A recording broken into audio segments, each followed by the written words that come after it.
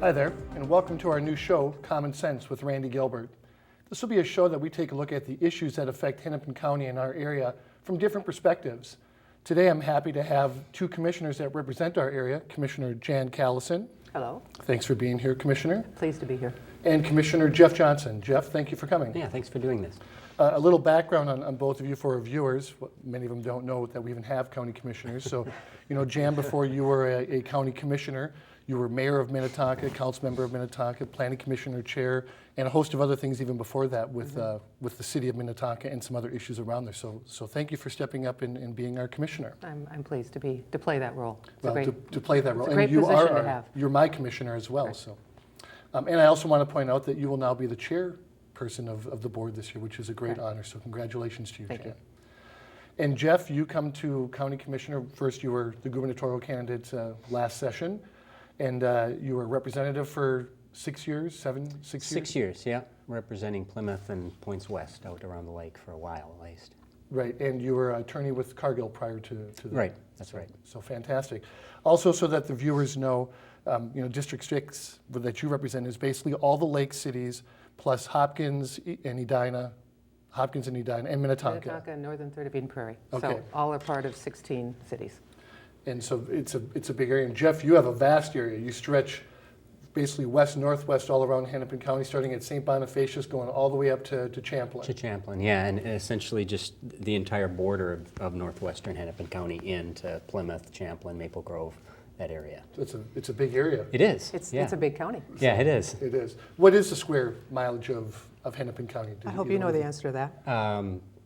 470, no, I have How no about- idea. Okay, How about it's vast. 45 cities, Yeah. 1.2 million people. So So that's each of our districts are about 160,000 people. so right, and there are 7 districts as we count. Jeff is number 7. There's 1 through 7. Yep. That's right. So, well, I thought we'd start off talking the show about your budget. I know that in the last month, your last few weeks, we had a proposed Hennepin County budget that came out that was $1.9 billion. Right. Of that, about 300,000 was operating budget, and 1.6 million was 1.6 million was operating budget. 300,000 was the capital budget. Thought we'd start with the 1.6 million. Billion. Thank you. It was a big increase, and I don't know which one of you wants to go first. And you Jan? meant 1.9? Well, 1.9 was the total, Right. and you had 300,000 that was capital budget, and 1.6 was the operating Okay. budget. So I thought we'd start with the operating portion of the whole thing. We had, this operating budget. It was a large increase. In fact, it was an $86 million increase from 2014, where we were basically flat. This year we're having 4.5% increase.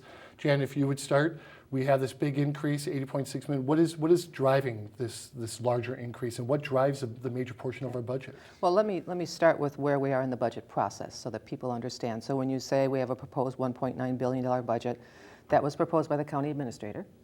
And this past week, we set our maximum tax levy, which is something that all local governments do. So that's the amount of property taxes that we're telling the state we would collect at the most. Right. And over the course of the next 6 weeks, we have the chance to make changes to the budget and make changes to the proposed property tax levy, so we could decrease the property tax levy when we set the final budget in December. So we're still in the position of understanding the budget, understanding what the administrator is proposing, but as I speak to folks and talk about the budget, I point to a couple of things. One is the increase in needs in Hennepin County. So in the human services area, the staff has shown that between 2010 and 2014, our needs grew about 41%. And you would think as the recession... Needs, let's just... So the number of cases, so people who are getting economic support, people who are getting food support, some people who are coming to the county for services. And people tend to associate that with the recession. And so you would think, well, the needs are going down, the economy is better. But we're seeing a shift so that there are more healthcare needs, so Medicaid expansion, more people come to the county to be qualified for health assistance, as well as shifts in long-term care. So the state now says the county has to qualify people for long-term care. We used to do that through private volunteer or nonprofit associations. So there's that whole change. We also are in the period of time where we're renegotiating labor contracts with our union employees, and we have a heavily unionized workforce. So we anticipate some cost of living adjustments. So that's a factor as well. And then there are some one-time expenses. Next year is a federal election. So that's always more expensive. We need new equipment. So that's what I would point to in terms of what's going on, as well as the fact that over the past several years, we've really kept the property tax levy pretty low. And so now we're seeing growing needs and probably the need to increase taxes in order to meet those needs. Jeff may have a different explanation or viewpoint. So $86 million increase in the election equipment that you pointed out to is like 1.2 million for this year. So you're saying most of this is the Health and Human Services driving the increase? I would say it's increase in needs, and then also the need to look at employee salaries and the adjustments we'll be making. Yeah, I think what everybody has to keep in mind is sometimes the spending increases are going to be greater than the actual property tax increase because only a portion of our budget comes from property taxes. So this year, I believe spending increases are considerably larger because we are getting some money in from both the state and federal government to cover some of the, we have some new mandates this year, but not all of them. So sometimes that is, we make that complaint all the time at the local level that the state government, federal government places mandates on us that then we have to tax our constituents for, and we're seeing some of that in the area of healthcare in particular. One of the larger chunks of increased spending, at least, has to do with child protection, and some of your viewers have probably seen a couple horror stories in the last year that are just, those things can't happen, and that's one of the most basic functions of government is to protect children. And so we're seeing an increase there, which I think probably makes sense.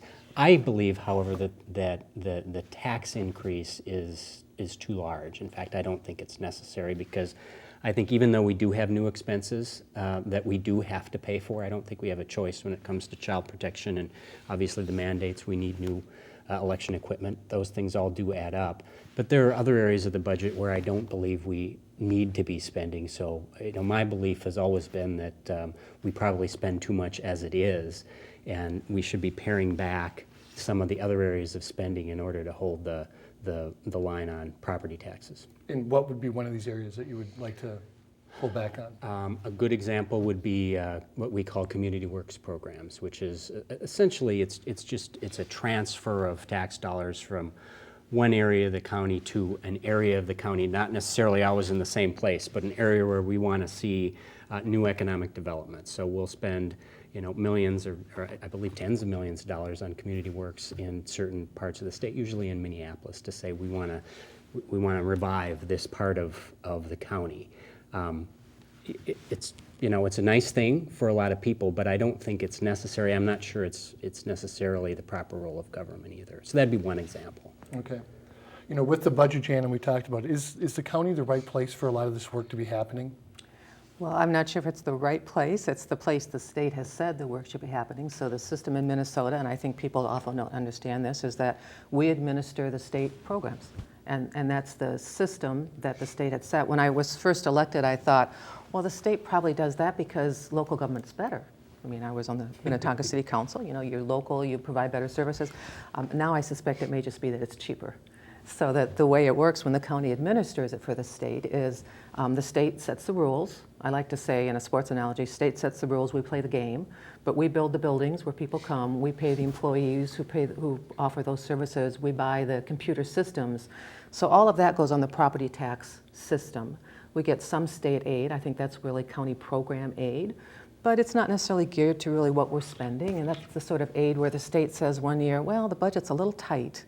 We said we were going to give you 30 million. I'm afraid it's only going to be 25. And it's really too bad that it's halfway through your fiscal year and you've already made your budget. We just can't spend that money. So, it's a complicated system, but it is a system we have, which is that the counties administer most of these programs for the state of Minnesota.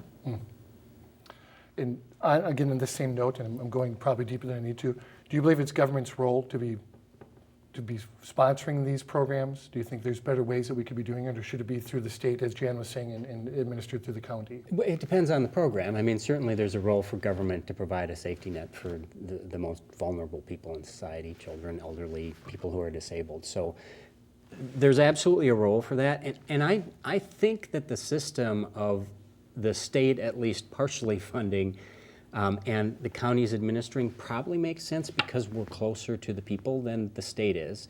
The problem is, as Jan pointed out, there are times when the tab gets left.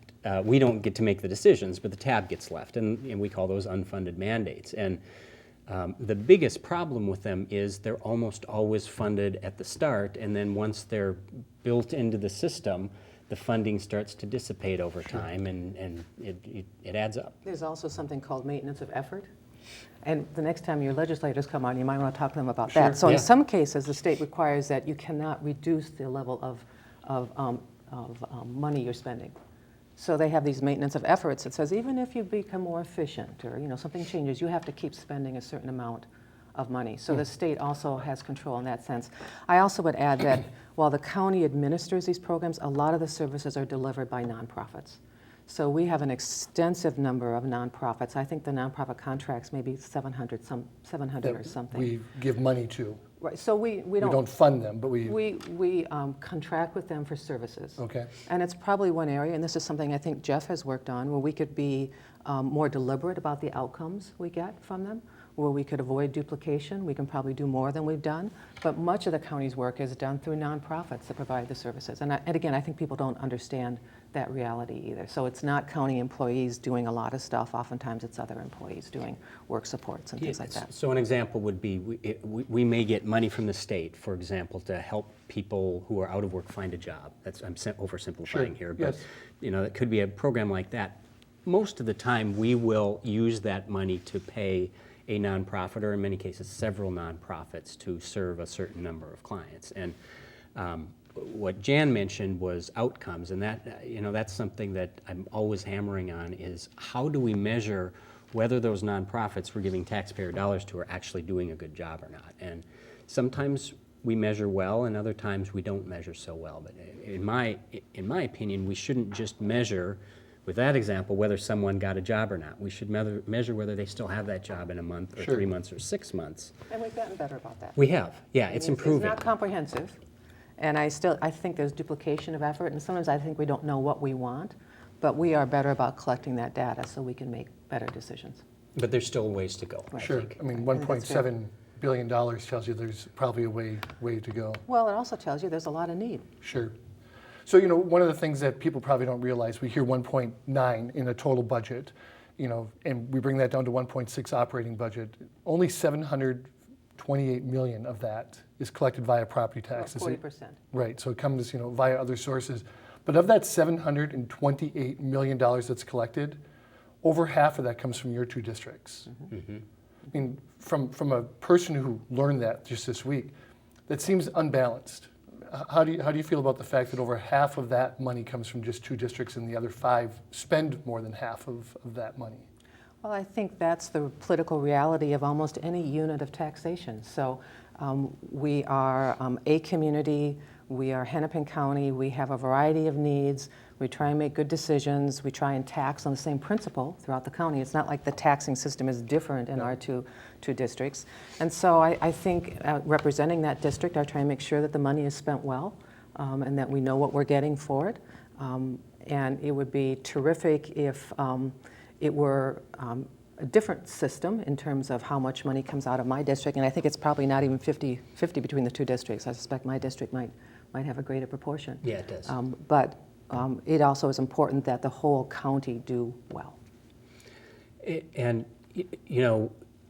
there are always going to be disparities because there's more wealth outside of the city. That property values tend to be higher out here, so that's not a surprise. And the fact that we spend more in Minneapolis and the inner ring suburbs probably isn't a surprise either, because there are certainly more needs there from the standpoint of human service programs. However, I do sometimes get a little frustrated with the size of the disparity. We just had a meeting a couple months ago to look at where the transportation plan is going forward over the next 10 or 15 years. I don't remember, maybe it's 25. And just looking at the map, the vast majority of transportation projects are going to be in the city and the inner ring suburbs. You should hold that thought, because we'll talk more about that after the Okay. break when we get to it. I do want to ask this one question to wrap up this segment. 4.5% increase this year proposed, and last year was relatively flat, but it was still an increase. Is this sustainable? I mean, percentages, you say 4.5 and people go, well, it's only 4.5, but when you think about $1.9 billion, it's $86 million, and it'll escalate as we go forward. These needs aren't going away. Is this sustainable going forward? Well, I don't think it is over time, and I think you also have to look at the fact that we have 3 levies. So if you add in the railroad levy and the housing levy, which is being held flat this year, railroad it always goes up a lot. It's probably going to be closer to 5%. Those are much smaller levies. Sure. Certainly that level isn't. And Jan mentioned that in the past few years, I think we've been better. In fact, we were close to 0 one year and held it flat another year. We were and below 1 year. Right, and I think that was a big victory. But I worry now that we're kind of falling back into where we may have been 10, 15 years ago, where it was 4, 6, 8% every year. Hopefully we're not going to go there, because that's not sustainable over time. And I would say it's too soon to ask that question because it's 1 year, and we have, I think over the past 4 years, the average increase was 0.19%. So a good history of being fiscally conservative. We have more needs this year, and I think we need to address those needs, and I'm certainly hopeful that as we go in the future, we can bring the levy back down. But we judge the levy, I think, by the needs and by what's accomplished, and that I'm not saying we'll stay at 4.5, but it's certainly a year where it looks like a higher levy will be appropriate. Okay. We're going to take a quick break here. Please tune back in just a few minutes.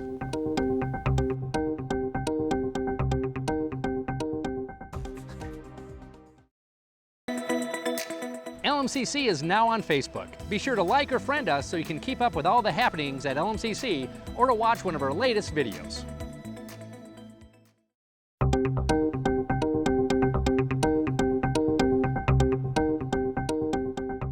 Well, welcome back. In the first half of the segment, we were talking about the budget with Hennepin County. The second half of the show, we're going to concentrate more on the light rail. And this is a pretty, I'm going to say, controversial topic. There's a lot of people that are for it, a lot of people that are against it. The money is rising quite a bit from when we started this project. I don't even know how long it's been on the chalkboard. 10 years now, it feels like that we've more been, than 10 years, I believe. been talking about it, and the money has gone up, and we hear all the controversy with, in Minneapolis and where to route it through St. Louis Park. But with all the controversy, until just recently, the dollar price has just kept increasing, and we've had a little bit of a setback. But right now, they're estimating this project to be about $1.7 billion just to build it, to get it done, and to get the trains rolling. That's not talking about anything after that. So I'm going to start off with the first question for you, Jan. $1.7 billion on a single line. Why do you think it's worth it? Because of the number of people that it will transport, because of people who might not have other transit options, because of the environmental savings of mass transit over cars, because of the job growth that we expect in the southwest part of Hennepin County and Eden Prairie and Minnetonka, and because it makes us a competitive region and that benefits us all. So when you say job growth, do you feel that the light rail will bring more jobs into the Eden Prairie in southwest area? First, it will serve the expected job growth. So there is a large number of jobs expected in that region, and we're going to have to build more roads so we can build a light rail system. I think light rail also will attract employers to that area as well, so it will do both. But the principal driver, I think, as we envisioned it originally was, and I think the reason why the Chambers of Commerce support it is because of the job growth in that part of the county. All right. Jeff, same question. Well, I don't think it's worth it, and I've been a pretty vocal opponent of Southwest, as I have been for Botno, which is kind of the next in line for And light tell rail. our viewers that Botno is what? It's just another light rail line that goes essentially north from Minneapolis up through the Brooklands and through a portion of into Maple Grove, and then probably stops there. But and that one may be even a little more expensive. But for me, I look at spending transportation dollars from the standpoint of how will this help people be mobile? Will it help people get from one place to the other in a more efficient way? And I look at it from a cost-benefit analysis. Are there better ways we could spend the same amount of money to help people be mobile? And I think that there's a terrible cost-benefit ratio on light rail because it takes very few people off the roads. I mean, any study you see, proponents or opponents will say somewhere between 2 and 4% of the traffic gets off the road. You're not really going to notice that much. Certainly during the busy times, you're not going to notice that. And when you compare that to the cost of $1.7 billion, and I think it'll be a little more than that in the end, but more importantly, the annual operating subsidy, which we never really talk about Right. for Southwest, at least the end or the beginning, I can't remember whether it goes down or up, but if it's successful, we're looking at about a $30 million a year operating subsidy. And how is that paid? Is that Met Council and the CBIT? How does that get paid? Right, yeah, that is it doesn't come from Hennepin County taxpayers on our property tax levy, but it still comes from the property tax, essentially, and a bit more broadly over the metro area. But nonetheless, it's a great expense, and especially as you're talking about adding more and more lines, we'll be at $100 million a year just to subsidize these things once we have 3 or 4 lines in place. And if I thought that it would free up traffic in a meaningful way, I'd take a look at that. But when I look at a much, much, much cheaper option of a beefed up bus system, which still provides the same benefit to people who need that, I certainly would head that direction first. So you mentioned the buses, and I want to just bring this back to you for a moment, because you said the one thing that, I will make the comment that I believe when we live here in Minnesota, most of us are environmentalists and we care.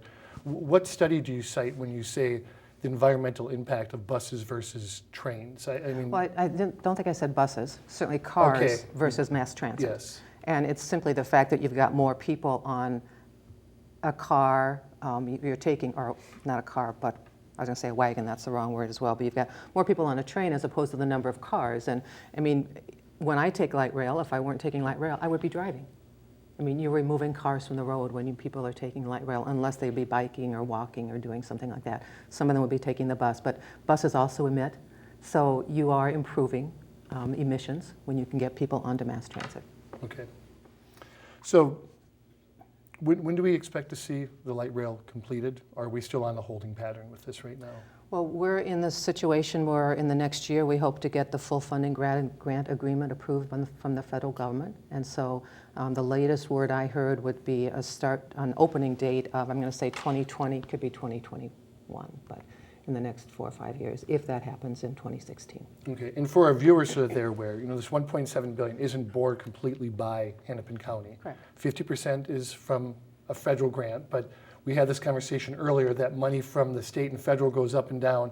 Is that a firm 50%, or would you expect that to be something less? Is that a dollar amount that equals 50% today, but could be 45% when the project is done? The best expectation right now is 50%. Of course, the federal government can always, or the Congress can always change the rules, but right now it would be 50%. And if that occurs, what happens?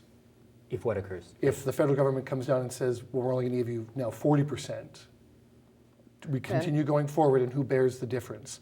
Hennepin County pays 10% right now, the state pays 10%, and 30% is from that sale. The CTIB stands for what? County's Transit Improvement Board? County Transit Improvement Board. Okay, and it's a sales tax on the metro area. Mm-hmm. Right. Where do we pick up the difference? Well, if that happens, then we look at the project again. It's what we did when we saw the project costs were going to go too high. We looked at the project again, we made some hard decisions, we brought the cost back down.